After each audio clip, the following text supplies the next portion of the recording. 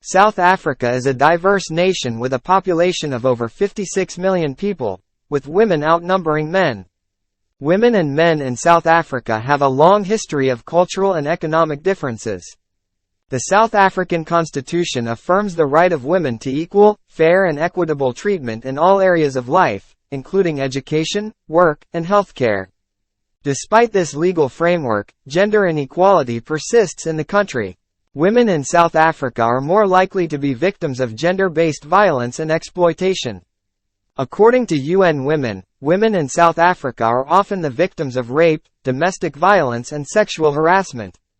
In addition, the country has one of the highest rates of child marriage in the world. Women in South Africa are also more likely to be underpaid and overworked. Women in South Africa are also disproportionately represented in the informal sector, with many women employed in domestic work, gardening, and other unskilled labor. Although the overall gender gap in South Africa is slowly narrowing, there is still much work to be done.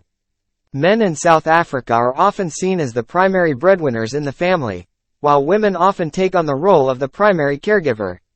This traditional gender role has resulted in a lack of economic opportunities for women, which contributes to the gender pay gap. In addition, men in South Africa are more likely to be employed in higher-paying jobs and in the formal sector. This has resulted in a gender wage gap, with women earning lower wages than their male counterparts. To address gender inequality in South Africa, the government has implemented a number of initiatives, including the National Action Plan to End Violence Against Women and Girls and the Gender Equality Act. These initiatives seek to promote gender equality in all aspects of life.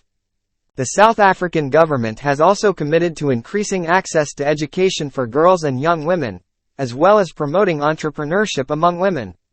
These initiatives are essential to closing the gender gap in South Africa.